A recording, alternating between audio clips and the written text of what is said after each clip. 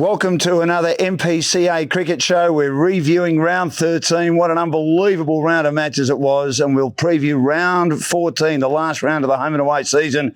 And there's a lot of matches to decide relegation and promotion and who will finish in the top four in the four grades. It's a great pleasure. My guest tonight is a superstar sportsman on the peninsula, played a lot of football with Hastings, a lot of cricket with Hastings, now with the Balnearing Cricket Club, who are a very good chance not only of playing finals, but maybe playing in a grand final and winning another grand final in the district competition for the Balnearing Cricket Club. Luke Hewitt. Luke, welcome to the program. Great to have you with us. Thanks for having me on. It's good to be here. Now, your team going pretty well in a very interesting comp because you said to me a bit earlier, three teams are right in regard to finals in district. Carrum Downs, your team Balnearing and Flinders. Yep.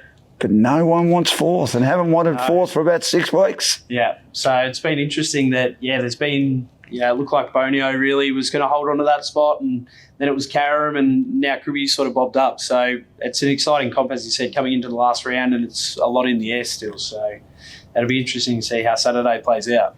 You've had another great year yourself with both bat and ball. As good as you've had, you reckon? Not quite, but from a coaching point of view, it's been good to see a few other guys step up. So we've had a few different guys take fifers. Ben King's had a very good year. Yeah. So, as a coach, it's been good to see some other people stepping up, and as a captain, it's been good to contribute in a lot of games myself as well. So, yeah. How do you keep going with your body? I know I keep asking you about your partial tear of the ACL, which you haven't had fixed, I hear. You may be able to tell me otherwise, Luke, but you're playing footy and then you're playing cricket. How do you get through it all? A lot of myotherapy, so I'm a good myotherapist. That always helps. And then just managing training loads and things like that. So I didn't bowl at training last night. There'll be nights during the week for footy and things like that. It's just a lot of management and looking after myself as best I can. Do you try and have a hit most sessions? This is a bit interesting because I can go weeks, if I'm batting well in Saturday, I go weeks without having a hit at training. So, really? Yeah, I've said to the guys, I'm a big believer in just do what's right for you and what you need to do. And when I feel like I'm hitting them well on Saturday, I don't want to get into bad habits of training, so I don't bat. So it's worked for you for a while? Yeah, I've been doing that for about 4 or 5 years now. So, do you impart that particular knowledge or advice on other players? Say to them, well, look, you're going well batting. Why don't you not have a bat in the nets and just take that form into Saturday? Or do you think there are some players out there that you're learning to understand need to bat constantly in the nets and also in a match simulation situation? Yeah, definitely. So over the last 3 years, that's been my philosophy for the guys. It's do what's right for you and what gets the best out of your game. So for someone like me, as I said, I don't always need to bat, but someone like Jake, he needs to hit lots of balls during the week, whether he's batting well or not batting well. He's a volume sort of batsman. So it's sort of guys knowing their game, trusting their game and doing what they need to do. Is your best good enough to win it? I think so, yes. Yeah, definitely. We played Carrum Downs in the one-dayer at home and had a good win against them. And then even in the two-dayer, we bowled well, kept them to a score we should have chased, and we coughed it up. So, and then we've had a couple of good wins over Flinders, and then whether it's Cribby or Bonio or Carrum, we've beaten all of those teams throughout the season as well. So, and it has been an interesting comp district because Mainridge for a long time really struggled, and they've found form in the last 3 weeks. They've won 3 in a row. We'll get to that extraordinary game very shortly where they won off the last ball, and there were over 300 runs both teams made. Mind you, it is one of the best grounds in the comp, and it's a good ground to bat on, Luke, isn't it? If you're good playing square, it is. Not so good to bowl on, but isn't it? Just the short squares. Yes. So if you bowl full and straight and make guys hit to the long boundary straight, then you can defend pretty well out there. So, because it's a beautiful ground to watch playing cricket on too, isn't it? Yeah, sitting up on the balcony is nice. Yeah, they've done well, haven't they? I mean, they look at the start of the year, they got a new coach in who coached Bonio to a premiership, and they've done okay up in district as well. And he's come back to the club, and they've finally found form late in the season, which is good for the competition, isn't it? Yeah, definitely. We played them in the one-dayer at home, and I think we only needed about 30 runs to win, and we would have won by 10 wickets. But then lost a wicket and then lost a second and a third. And I think we ended up losing 5 or so wickets. And I think that really gave Mainridge belief, and that sort of maybe we can mix it with the best if we bring our best. And I think since they played us, they've definitely improved their results since then. So I think we played them into form a bit. And do you like coaching, Luke? You've done it for a little while now. You did it at Hastings and now you're at Balnarring. I do like coaching. It's being a school teacher as well, you sort of get those relationship building skills. And as I said, for me, it's about imparting knowledge and getting guys to be able to trust themselves in what works for them and what they need to do to get the best out of their cricket. And I like to focus on the mental side of skills rather than your physical skills, because as you know, and anybody knows, that cricket's 90% mental. So the more you can sort of impart those things on people, the better players they're going to be. Are you a good watcher when there starts to be a collapse? How does Luke Hewitt handle that? That's an interesting one. I like to think that you can bounce ideas off people, so it's not all on one person, and you're not going to take everyone's advice, but you might say, hey, I liked what Dan said there, and maybe I don't agree with that. So I think you've got to listen to different perspectives and not get caught up in your own head sort of thing sometimes. So, but watching, as a captain, you've always got to be thinking, so you can't just sort of sit back and let it happen. You've got to be proactive. Can I ask you how you feel about Hastings? I mean, they've dropped out of the top 4 divisions. Yep. I know you guys moved on and you took a whole lot of players with you, but there's another opportunity at Balnarring, and you've done a great job there. But, I mean, how disappointed are you that the club hasn't been able to stay in the top 4 grades at this stage? It's not disappointing. It's a bit upsetting to see that where they are now and things like that, but it's been a tough ride for the Hastings club, so the actual social club and everything they've gone through, and just not being able to get a junior program up and running strong. So it's sad to see that that's where they're at, and same with Pearcedale. You don't want to see clubs go down to that level, especially clubs with long history and things like that. It's a little bit sad on that end of things, but for me and Jake, there was just another opportunity out there, and with Balnarring, I was ready to move on. They were ready for what I had to offer, and it sort of worked out to be successful. And I think as a coach and as a player, my cricket's grown a lot over the last 3 years, and I think it will continue to grow, and Jake's been the same as well. So it's been good to see something else out there, because with footy I've stayed at Hastings forever, so to just have a different opportunity somewhere else has been good. But you obviously don't want to see your junior club and your home club struggle either. So. What area do you think you've improved the most with your cricket since you've made the move? Just being a lot more consistent. So when you sort of get in, putting on big scores and being there at the end. So there's been a few times where I've been not out and seeing the boys home, as opposed to having those games where you let yourself down by going out when there's 20 runs, 30 runs to go. So I suppose just being that real leader at the front and being able to help a lot more people through coaching and captaincy. Do you think you're a more patient cricketer now? That's a good question. I suppose so. You grow, you mature, you learn more about your own game and what works. And then, as I said, you're trying to, now that I'm 32, you wish that you knew these sort of things when you were 22. So you look at someone like a Jackson Hannah, who's still pretty young and got a lot of talent, but not quite living up to it. So it's sort of like, all right, what should I have told myself at his age? And you try to coach those guys. This is why I'm telling it to you. And, I look back and I think that I wish I was doing those sort of things when I was their age, and I would have been a much better cricketer back then. But, I'm just glad that I've been able to fulfill it now, as opposed to looking back after I finished playing and thought, I wish I did that, and have regrets, which I don't think I will. So that's a positive. How hard do you think it would be to play a coach as a footballer and then be the playing coach of a cricket team when you do what you do, you bowl and you bat high up the order? When you're batting, you're obviously thinking about the next ball that you have to face. You're also thinking about what score, particularly if you're batting first, what you need to set or how you need to go about the run chase. And then when you're bowling, it's exactly the same situation also about the field. I mean, you've got a lot going through your head. How do you compartmentalise?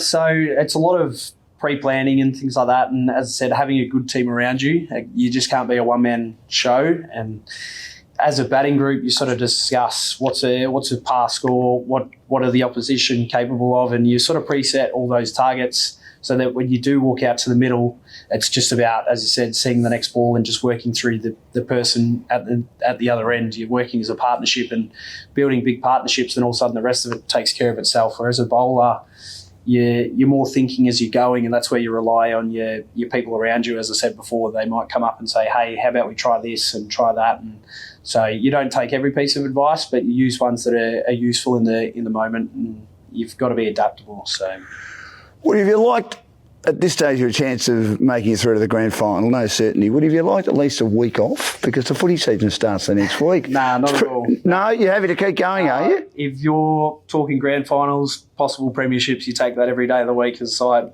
And if that means not much of a break between cricket and footy, then I reckon everybody watching would give that trade-off to potentially win a premiership. So you don't think that maybe the season should have finished a week earlier to at least give everyone a week off?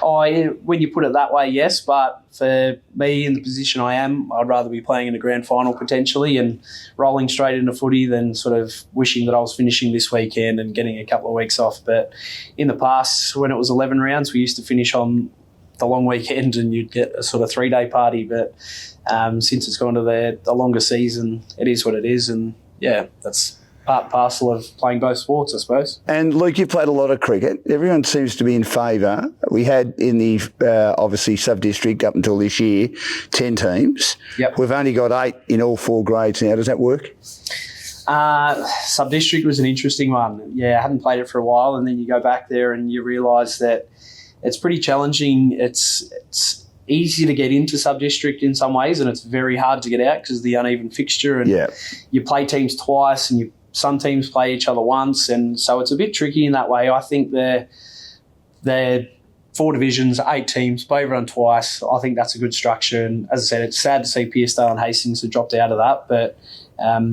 it's much even. So you get a better read on the competition. Thanks to Swiss Locker. We'll announce our Player of the Week very shortly. It was a pretty easy one this week. We'll talk about an extraordinary game in district as well, where he was the reason why they got over the line off the last ball. And he will win a pair of gloves, which puts him in contention for Player of the Year to win a brand new cricket bat from Swiss Locker. GameFace Vision, also part of our sponsors all year. Blackout Electrical. We've also got on board Breeny Brothers Brewery.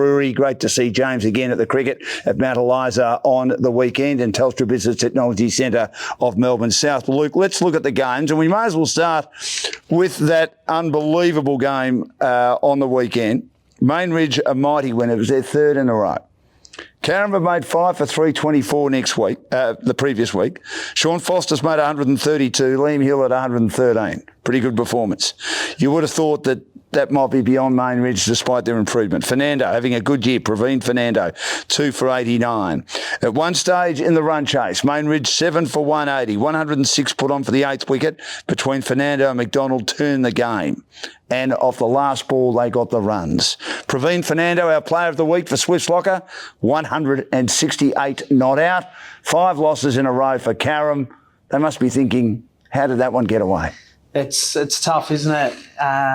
It just shows if you're not there for the whole game, and you have to play 160 overs of cricket to win it, but you can lose it in 10 overs. So Sean Foster will be kicking himself because he made 100 against us in a loss as well, and he's made 100 and lost here. So it's just tough once a team gets a roll on, and obviously Fernando's a very good player, so it's hard to stop those guys when they've got full momentum. You just got to find a way to break the partnership, and full credit to Mainridge. As I said, they've been building really well over the last 3 weeks, and their self-belief is sort of growing higher and higher. And even now, I think there's still a chance to save relegation, and that'll be their goal for this week. And I know we're playing Baxter, who's that competition for them, and we're more than keen to beat Baxter, knowing that they're the only team we haven't beaten in the comp this year yet. So Mainridge will sort of be crossing their fingers that we get the job done this week. Well, we'll get to Baxter in a minute. They've been a bit up and down. Of course, they're another team a bit like Pearcedale that have dropped in consecutive years, but their form's been a bit better than the way they've been performing. But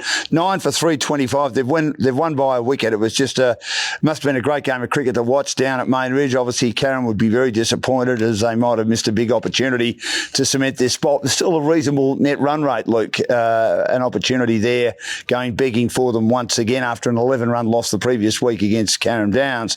Talking Talking of which, they've beaten Flinders. Have been a bit out of form in the last fortnight. Flinders batting. Young Field made 35. Carrum Downs bowling. Johnson having a good year, 4 for 30. Carrum Downs batting. Waterfall 51 not out, and Flinders bowling. Beggs 1 for 15. Carrum Downs just keep getting it done, and Flinders, as I say, just off the ball a bit. Yes, Carrum Downs obviously a very, very well-rounded side. A lot of depth in there and a lot of quality players. So, and then as you mentioned, Gordon's having a very good year. I think he will sort of be right up there in the league medal, and Johnson won't be far behind that. So, a couple of key players with both bat and ball. And Flinders, we played him a couple of weeks ago. Those young guys have definitely had a fantastic year this year, and they've just got to find a way to turn that momentum as well. So, as I said, they started off really strong and dropped a little bit, but they've got a group that once they get a roll on, they'll be hard to stop as well. And especially if Gailey's there or Sammy Gove manages a game or two, it stiffens them up a lot stronger. Need to mention too for Carrum that Diatri bowled a lot of overs, 5 for 105, and then narrow loss to Main Ridge. Let's talk about your game against Bonio. Good tight contest. Again, a high-scoring game. 243, Bonio 220. King has had a great year with the ball, made 56 with the bat for Balnarring. Bonio bowling, Williams 5 for 89. Bonio batting, Jobling 80. And Pup, Jake Hewitt 5 for 22. I'm sure would have been pretty happy about that. Good game of cricket, Luke. It was, yeah. We thought we left a few runs out there. Our batting card, there was sort of 50, a few 30s, some 20s, some 10s. So it was sort of like we probably could have walked away with 280, 300, but had 240 on the board and had to bowl well, especially with Shree being the quality batsman, and same with Story as well. So when we rocked up week 2 and had them both out and the score was 2 for 6, we sort of, we had a lot of the hard work done, but then, as you said, Jobbo batted very well for his 80, really patient, and then Glenn Peterson, they put on a partnership of about 130 and, looked like stealing the game away. So it was about executing for us, and as I said, Pup bowled very well. We're missing Justin Brown, our normal opening bowler. He had a wedding, so Jake stepped up and, had a fantastic game. So. Do you start panicking when there's a big partnership, or do you just need, maybe they always say underneath you might be paddling like a duck, but outside you've just got to remain calm for the rest of the troops? Yeah, definitely not panic, but you've got to look at your plans B, C, D and E, and that's what good teams have. They have that depth and know that you're not relying on the same guy to take wickets every week. As I said, it was Jake this week. The last 2 games it's been Benny King who's had 5ers. Paddy Nikias has had a 5er throughout the year. So for us, it's not just relying on, say, Jake to get all the wickets. And if he doesn't have a good game, then we're sort of shot. And you look at the good teams in the comp, like Carrum Downs are the same. They've got somebody else that steps up every week. So it's just about having those plans and knowing that the guys can trust their game and step up when they need to. And that's what we had on the weekend. Another terrific game. Looked like Crib Point were home for a large portion of it. Baxter then batted really well to get within 6 runs, and they've lost a few close ones this year, Baxter. They haven't been far away. Considering that no one wants 4th spot, they could have snatched it themselves. They lost to Main Ridge or a couple of other close results as well, but just haven't been able to get the job done. Crib Point 6 for 272 in 4th at the moment. Baxter 266, and Baxter were 5 for 228. And as you say, lost wickets in clumps the first week, 5 for 38, which they'd be, or second week I should say, which they'd be disappointed about. They probably had the game in the keeping, and their tail wasn't able to get the job done. For Crib Point, Hogan Keogh 108 not out, bowling for Baxter. Satambi's had a big year. He took 5 wickets, and Baxter batting, Kamara 102, a lot of hundreds this week. Crib Point bowling, Harrington 3 for 65.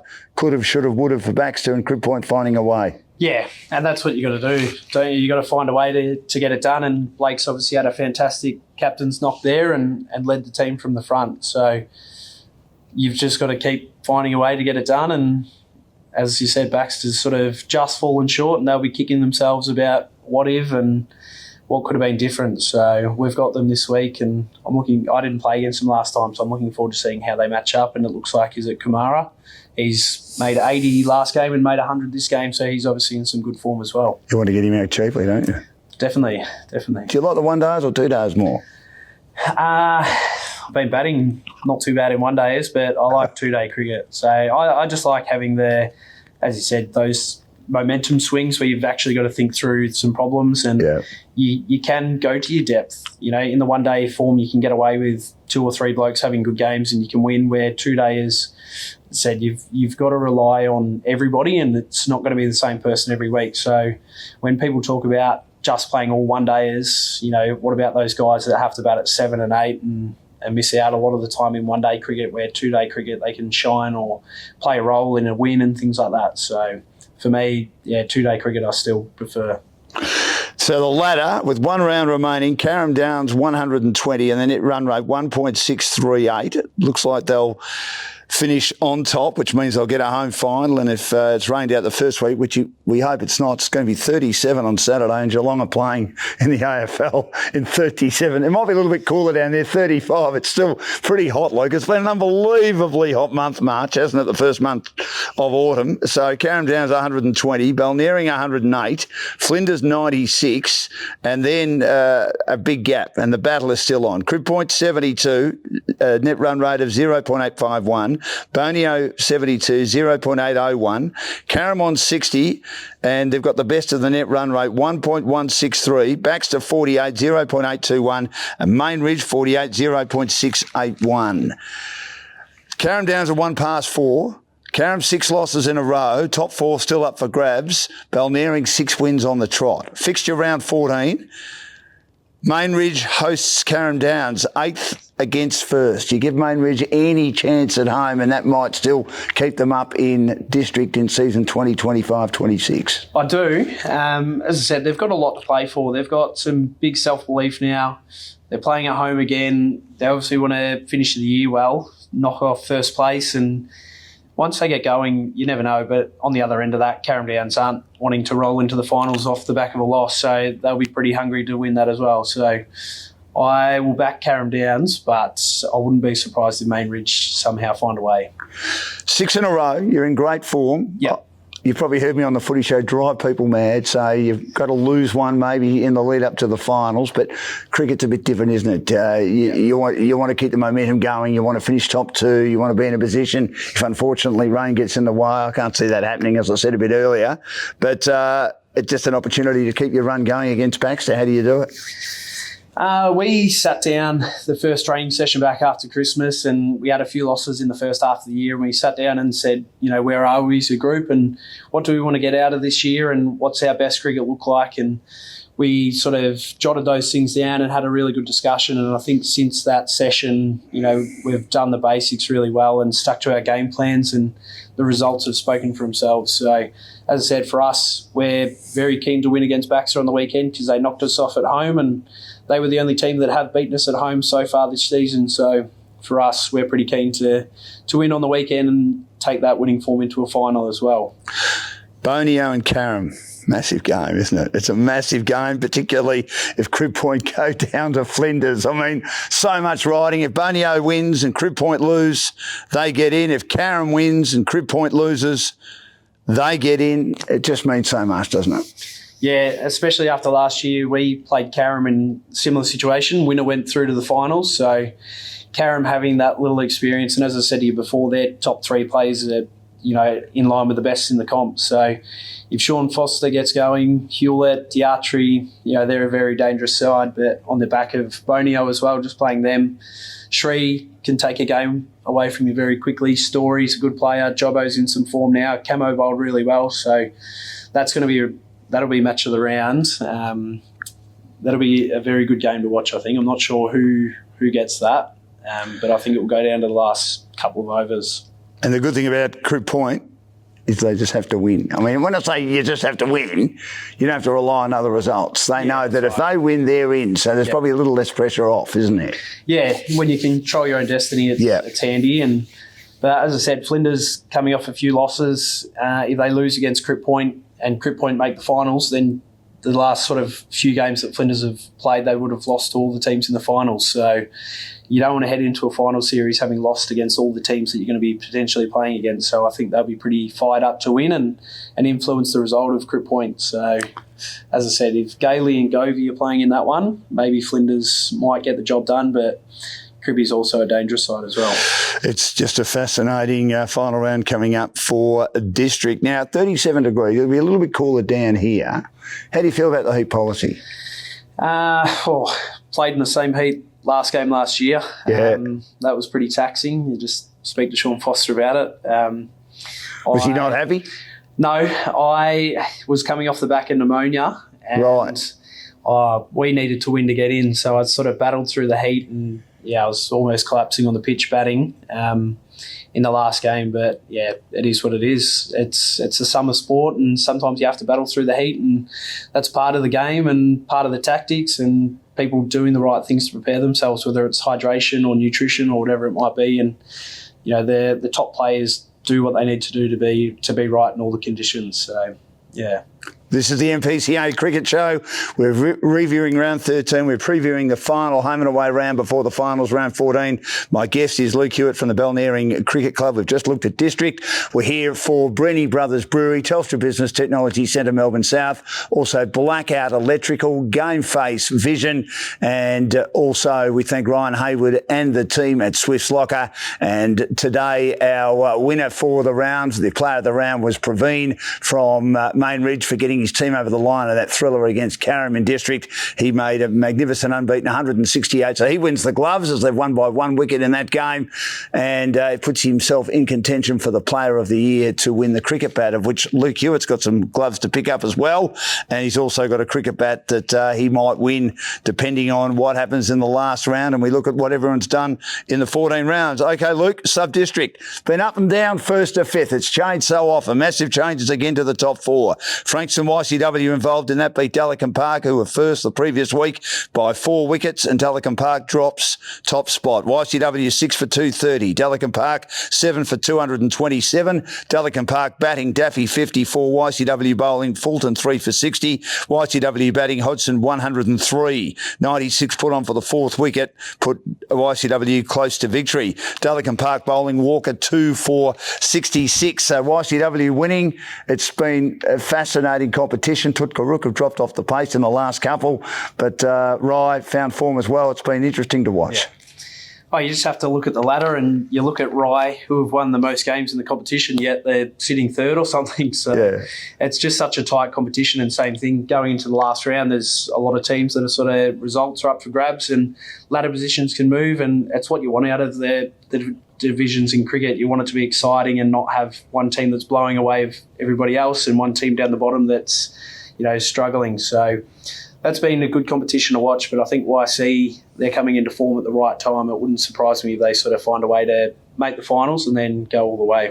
Well, they went up and then, of course, came straight back down. So they'll be aiming, if they get up this time, to stay up for a bit longer.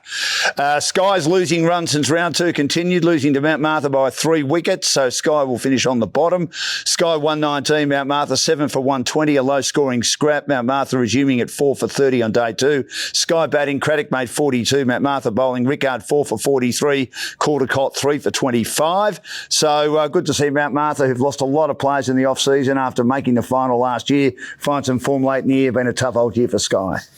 Yeah, we obviously played Mount Martha in the grand final as well, and then they played again last year, and then, as you said, they had a lot of good quality older guys sort of drop off, so they're in a bit of a rebuild period. So for them to, a little bit like Main Ridge, find some form at the right time of the year, at least you can head into the next season with a bit of momentum, and makes it a bit easier to recruit guys coming off some wins and things like that. But for Sky, they've just got to find a way to just keep getting better and improving as a group, and finding areas that they can target for next season. We had another thriller, Rye hanging on over Tutkaruk, 8th win in a row. And they've played every single game. And they also played a game where it was very wet.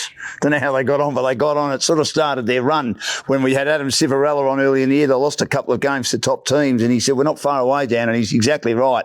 They're in great form. So their 8th win in a row, and they're now equal top in 3rd position at the moment on net run rate. They made 169. Tutkaruk got close, finished with 165. Rye batting, one of their stars, Palagaroo, 75 not out. Tutkaruk bowling, Halbert 3 for 42. Phillips 3 for 21. Rye bowling, Palagaroo 4 for 63.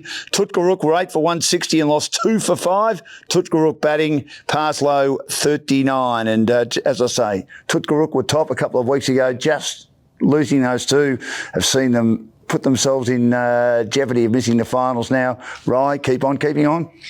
Yeah, as I said, Pelagarouge is a very good quality player, so he sort of has a big say in how Rye are going. And my old mate Nathan Hunt, he's pretty dangerous as well. Once he gets a run on with the bat, he's hard to stop. He's capable of making fast hundreds and quick runs and can turn the game very quick. But Tookarook, I think they're a pretty hardened sort of group as well. And with Matty Whelan and Trav French in there and Bobby Parslow, yeah, on their day, they're a very dangerous side as well. So they could sort of sneak into the finals and do some damage too. Well, they can still make it, and we'll get to that in just a second. They're 6 points behind fourth place Dallicum Park.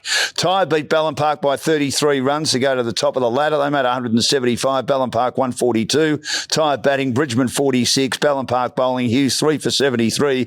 Tyre bowling, Holland Birch 4 for 34. So Tyre have been pretty good all year. Ballon Park off the pace a little bit. Yeah, Ballon Park are a bit volatile side. They've got some good players as well, but they're sort of, as their results will show, they've been a bit up and down, where Tyab, as you said, I think Bridgie, having that maturity, leadership experience, he sort of straightens them up a lot and he provides valuable runs through that middle order. So you can sort of see that they've got into trouble a couple of times at the top, but then Bridgie finds a way to sort of steer them to a good score, and Lockie Hose is a quality bowler as well. So they've got some good weapons in the Tyab team. Well, checking the ladder, Tyre 8 wins, 3 losses, and they're on 108 points, and their net run rate 1.505, just ahead of YCW on 108, 1.500. So it'll be fascinating as to who wins in the last week. As to who finishes on top. Rye could be another one. Their net run rate not as good, but they've won 9, lost 4. No matches have been washed out for them, along with Mount Martha, 1.119 on 108. Dallicum Park, 102. Tutkarook, 96. Dallicum Park's net run rate, 1.082. Tutkarook, 1.055. And then Ballon Park, 50. Mount Martha, 36. And Sky, 24. 2 selections for round 14. Tyre first, playing YCW second. The winner will be on top.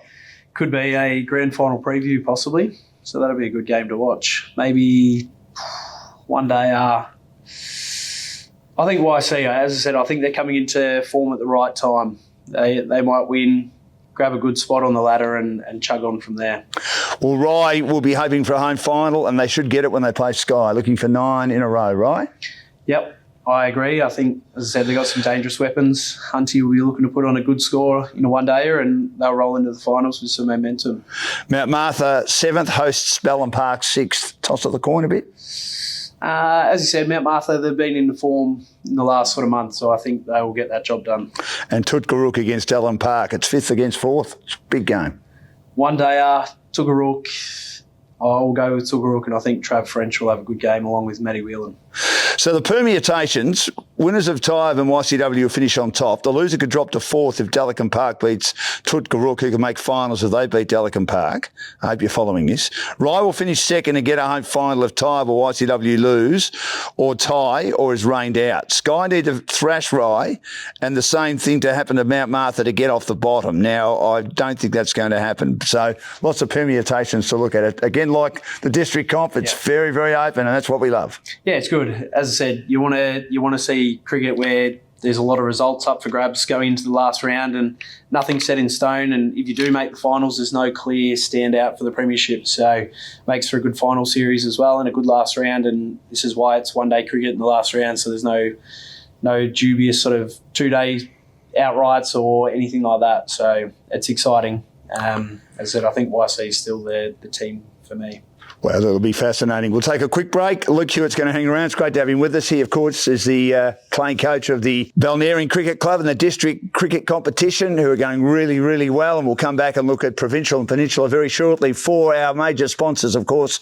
And they are Breeny Brothers Brewery, Telstra Business Technology Centre of Melbourne South, GameFace Vision, also Blackout Electrical and Swiss Locker. Back with more shortly.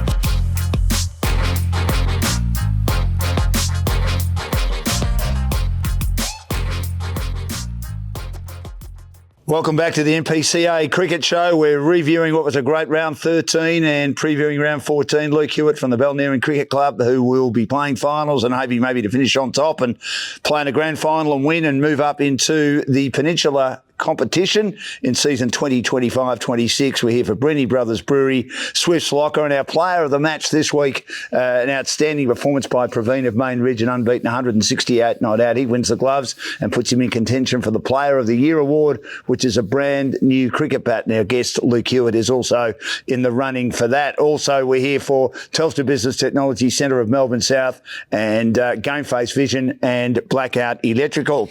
Luke, let's have a look at the provincial competition, and it's been a fascinating competition there as well. And what's really interested me, it's just been really tough to work out who's likely to be relegated and who's likely to finish on top. But one of the games that was fascinating on the weekend was the big game between Heather Hill and also their opponent Sorrento, because Sorrento's form this year has been a little bit disappointing, but what they've found a way of doing is being able to get themselves out of trouble. And what they did this week was they managed to have an outright, despite at one stage looking like being a reverse outright. So what happened here was it was a thriller.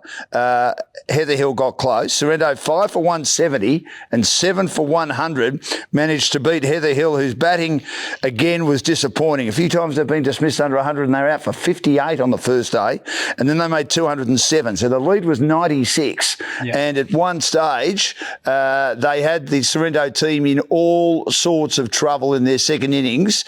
They were 6 for 58 at one stage, but they found a way to get over the line. So looking at what players did in this particular match, Wood 4 for 20, Hanrahan 3 for 10. Sorrento first innings batting.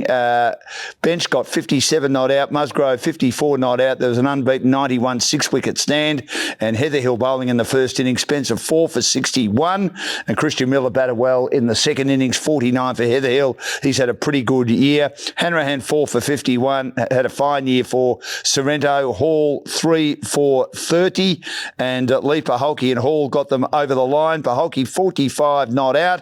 As I say, they were 6 for 38 in all sorts of trouble. Adia Saint, he was pumped up early, took 4 for 26. What a fascinating game of cricket.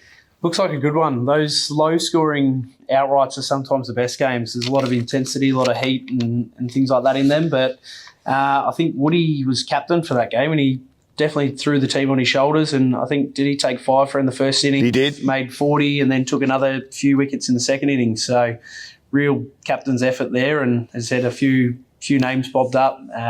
Interesting to see Lee Paholke in there. He was playing fifths for a bit of the year. And was he? Yeah, I looked at his results and he was sort of in the fifths, and then he's jumped in and helped out and got him over the line there. So is he travelling down to Maui to play the footy? As far as I'm aware, yeah. 2 hours? I think so. I'm pretty sure he lives in Blairgowrie. So yeah, Blairgowrie or Sorrento, so it's a fair trip. Wow. It'll be fascinating to see how they go with him and Miles down there. Good comp. As we know, the Gippsland Football League, we wish them all the best. They've been wonderful supporters of GameFace, and certainly since I've been involved in local sport down here since 2018, but he would have been rapt to get his team over the line knowing that they won't be relegated. That looked likely a few weeks ago, and we've seen that, haven't we, in the last few years, Luke, where the battle to see who's going to be relegated from provincial to peninsula goes right down to the last ball on the last day.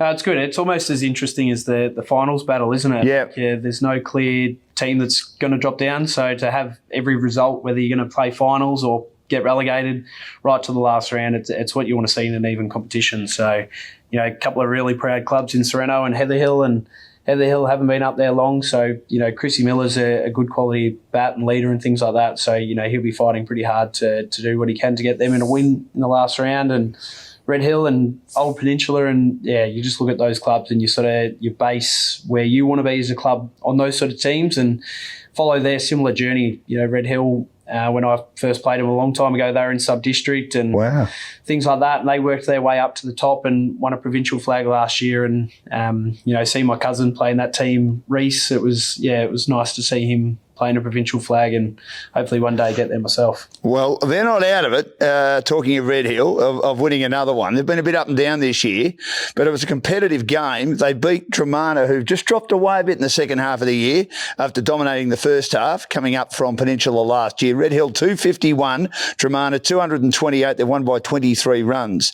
Red Hill batting, magnificent effort by Dart, 62. He just keeps making runs. He's a machine, isn't he? Yeah. And Riddle, 67. Sammy Fowler took 5 for 47 for Tremana, and Lenardi made 67 not out with the bat for Tremana. Pereira, 44. Red Hill bowling, Martin, 5 for 66. So Red Hill right in the mix, and any team that has Simon Dart in it at the age of 49 is always a good chance. That's crazy, isn't it? You sort of, if you get him under 50, then you think you would have done a good job there. So he just finds a way to keep making runs, and obviously been a very good player for a long time. And again, he'll be one of those people that impart so much knowledge on the people around him and makes them better. So, as I said, with Red Hill around the mark, they're going to be dangerous come finals time. Langwarren on top of the table going well, beat Old Peninsula, probably the favourites to go down now, which is incredible. A couple of years ago, they won 2 in a row. Langwarren 298, Old Peninsula 183, Matt Prosser 60, Jake Prosser, the Street Fighter 49. Old Peninsula bowling, John Forrest, the veteran, 4 for 107. Langy bowling, Matt Prosser 4 for 64. They're in pretty good form, Langwarren. Yeah, as I said, again, you look at a star player in Matty Prosser, and he's won a few league medals and probably not far off another one. So they just keep ticking along and doing what they need to do, and they'll be hoping that they're peaking at the right time and go on and win it this year. Baden Powell 181 of Shock Pines 126, and it was an upset and might have saved Baden Powell from relegation. They've gone 12 points clear of Old Peninsula now, Luke. Baden Powell batting, Luke Long 46, Pines bowling, Pat Jackson 4 for 48, Declan Jackson 4 for 34, Pines batting just down a bit, Humphrey the best 54, Baden Powell bowling, Ballard 3 for 53 and Heavey 3 for 34. So a disappointing result for Pines, but a good result for Baden Powell. Yeah. Definitely. Again, it just shows how willing these clubs are to not go down, and they want to stay up, and I'm sure Pines will want to fight back and finish in the finals and win it after missing out last year. Langwarren on top 120, Pines 102, Dramana on 90, and then Red Hill on 80. You'd think now that the top 4 might be settled. Their net run rate 1.166. Now Sorrento with the outright win have charged up from the bottom to 5th to be 68, and their net run rate 0.793. Then Heather Hill 0.763. That just indicates that if they get the outright, Heather Hill puts them back in the running and puts Sorrento maybe still a chance of being relegated. But that's why cricket's a game of inches and centimetres and millimetres, Luke. Definitely, yeah. And you sort of look back in the year and you think maybe we could have done something different in that game and we could have won that game, and that'll be the difference in the end. So that's what it sort of comes down to, but you've got to perform when it's your time to go. And Baden Powell 60, 0.948 the net run rate, and Old Peninsula 48, 0.814. Now this week Old Peninsula hosts Baden Powell. Now you're a school teacher, you would be better at maths and adding things up than I would be. I would have thought they'll need to win by plenty, won't they? The net run rate 0.814. Wasn't Old Peninsula's better? No, Baden Powell 0.948. Yeah, right. Yeah, I was trying to calculate some net run rates and things on the weekend. I reckon it's a fair win. So, but you never know. Old Peninsula, they've got some talent, haven't they? Yeah, like you never know. Dill O'Malley's made a 200 in a one day, so has he? I'm pretty sure he has. Yeah, so him, Chuzzy Grant, Johnny Forrest, these sorts of guys, they're going to be too proud to just get relegated, so it wouldn't surprise me if they come out and absolutely blast a win and give themselves every chance to stay up. And as we record the show, don't worry everyone, it's not Friday night. Friday night it goes to air.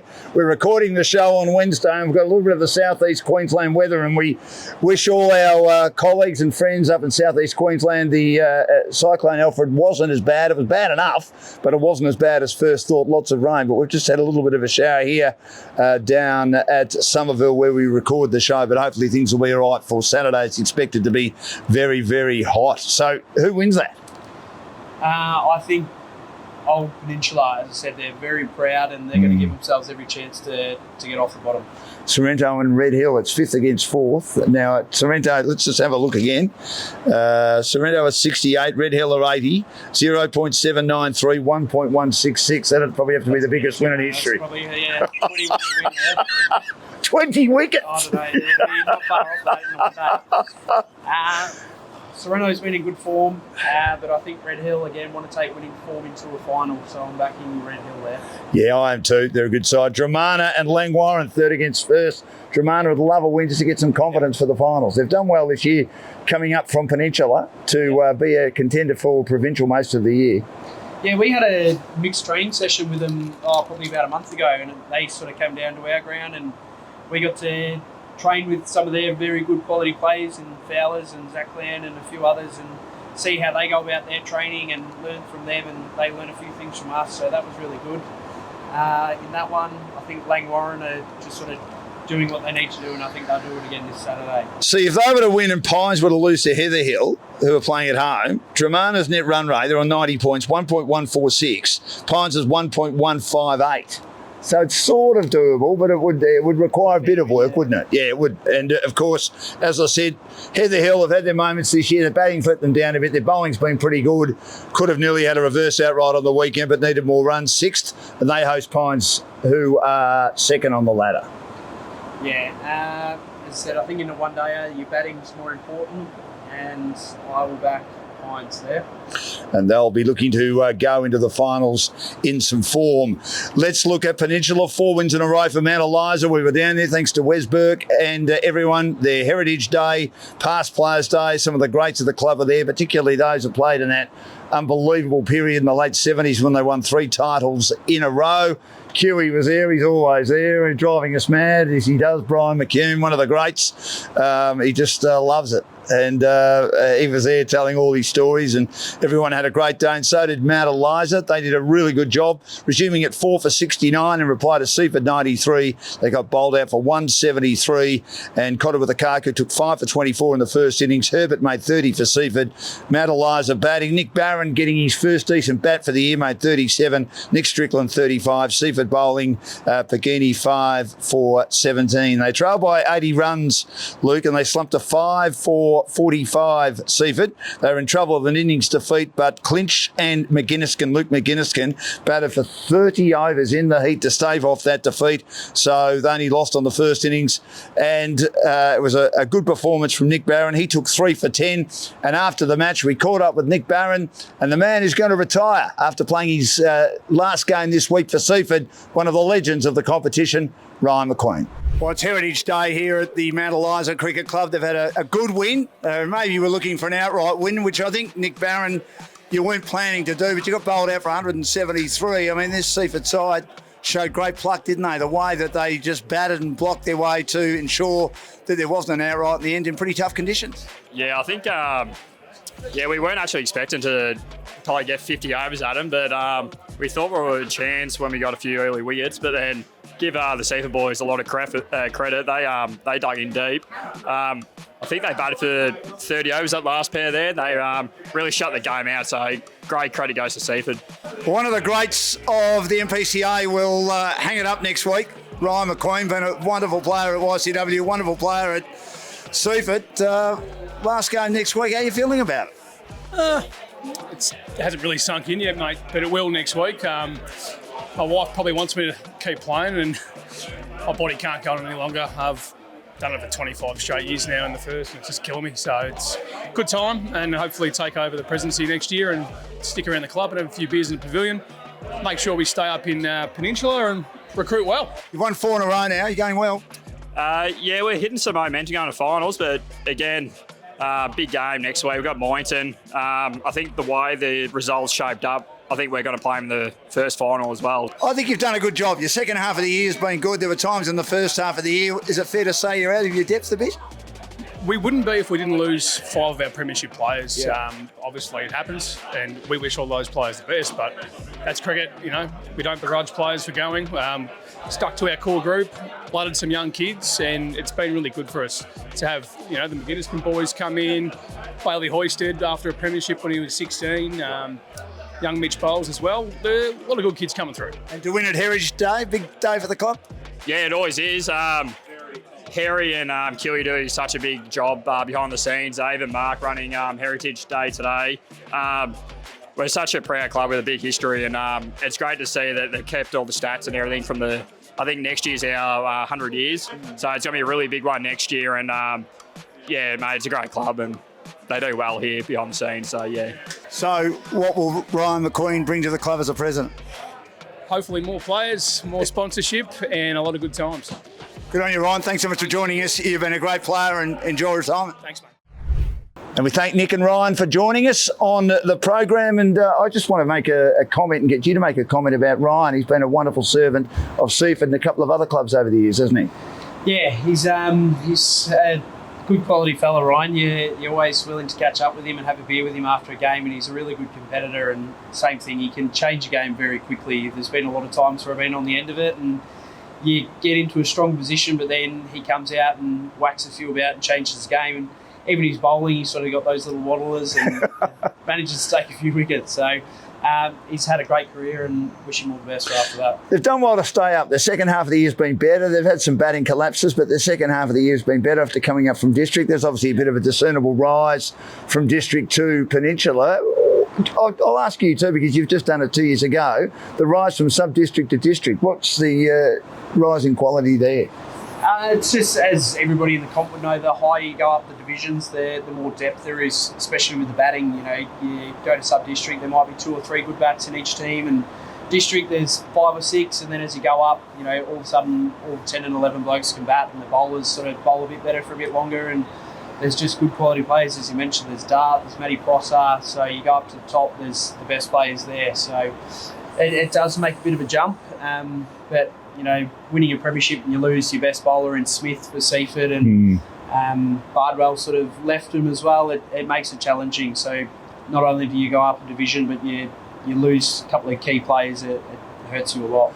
And Seaford, of course, Mount Eliza got beaten in the granny last year, but give themselves another chance. Talbot and Googe are their best 2 batters. They probably need to bat a bit better. Cotter with the Karko hasn't got going this year, but they've got 4 players that have taken over 100 wickets between them, Tom Barron being amongst that, and also Reuben Higgins. So they're a pretty good bowling side. Yeah, and as I said, you're batting, especially in finals, that's what wins your games. You might get rolled for 90 and your bowlers do a good job, but then, you know, your batters are the ones that they've got to get the job done, especially in that top 5. And as you mentioned, they've got a few key bats, and come finals time, you know, that's when the best players rise. So it wouldn't surprise me they sort of find a way to win that. Well, Rosebud have been unreal. They've dropped 1 game all year. At one stage going into the season, they look like they may not have a team, but they got a team together and they've done a great job. They found a way against Jason Nagel, who did a lot to help Rosebud get going in the off-season. Of course, his team Somerville, his 2 sons, Paddy and Ash, playing for Rosebud. 188, they were on the show a couple of weeks ago. Had a lot of fun. It's fantastic. And they did well there with Nagel making 61 not out. Somerville bowling Road 2 for 22. McNamara 2 for 28. And the spinner has been a very good player from England. Harrison 5 for 47. Somerville batting. Harrison top scoring with 31, but they just didn't make enough runs again. 145. And Rosebud's bowling been brilliant all year. Hicks 4 for 43. It's theirs to lose. They've been in great form. Luke? Yeah, and I think for Rosebud, this has been something that they would say has been building for a long time. They've had a lot of the same players for a long time and played together and obviously gel really well and are coming into the prime of their cricket. So it's no surprise that they're doing so well in that division. And if they do win it and go up and add a little bit more to it, there's no reason why they couldn't do really well in provincial either. At Christmas, Long Island were flying and were probably the favourites after just being relegated last year in a tight finish to the season from provincial down to peninsula, but they haven't been able to make a run or find any form over the last month, particularly since the Mount Eliza game. And they had a big chance to beat Murdoch on the weekend, but they found a way, Murdoch. They made 108. Hearn scored 22. Swainston claimed 5 wickets for Long Island. And in reply, Long Island seemed to be cruising at 4 for 72 and then lost 6 for 35 and have gone down by 1 run. All out for 107. Long Island batting, Swainston 26 and Murdoch bowling. Whincup 4 wickets and Anderson 4 wickets. So they'd be disappointed. They'll play finals, but they're not going into the finals at the moment unless they find some this week in any sort of form, Luke. Yeah, and that's you got to sort of identify where you're at as a group and what you're doing well and what you need to pick up and do even better, especially heading into a finals. And the best thing for Long Island is they've got this round to get it right, and they can try some things knowing that they've got a final spot shored up, and and get back to what they did so well early in the year and take that into the final. So I'm sure that's what they're going to be looking to do. And Mornington cemented its final spot and consigned the Seaford Tigers to relegation. 6 for 272. Mitch Goddard a century, 115 unbeaten. Tigers bowling, they had a couple of players do well. Sarati, one of them, 2 for 43. They're batting, Mountie 43, Mornington bowling, Walsh 7 for 34. And the ladder, Rosebud 122, Mount Eliza 108, Mornington 104. Big game coming up between those two. Long Island 92, Somerville 72, Murdoch 72, Seaford 44, and Tigers 24. So round 14 this week, and we'll be broadcasting that game for GameFace. Mornington and Mount Eliza. Mornington past Players Day. Mornington third, Mount Eliza second. Mount Eliza win, they'll host Mornington the next week. Yeah.